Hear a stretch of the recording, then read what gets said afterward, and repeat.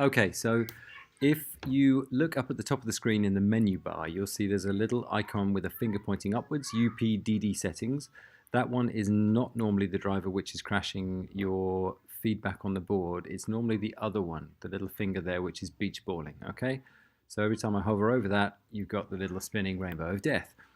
That's a bad sign. So in order to fix this, one way is just to reboot the machine from scratch.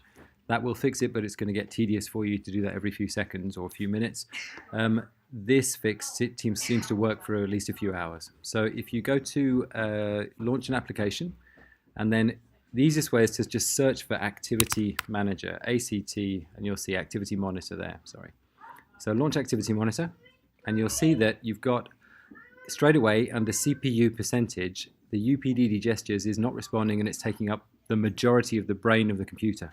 So you need to kill that process. So select it, go up to the top left where there's an X to kill the process. And in fact, when you click on that, you can say force quit it. Don't just quit it, but force quit it. Now UPD gestures will then vanish. And that's the driver that allows the feedback. So now you have to restart it again. So from there, close your activity monitor.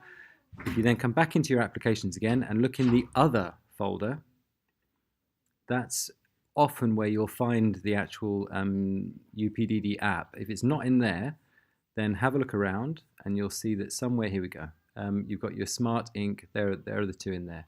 Look in that other folder, and there's UPDD gestures again. So if you click on that to relaunch it, then you'll find it up the top now, your little hand icon comes back, but it's not causing a beach ball, and neither is the other one.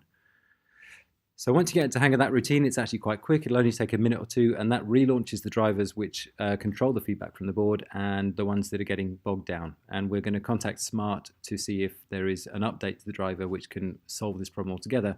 But in the meantime, that's the way to do it. Okay.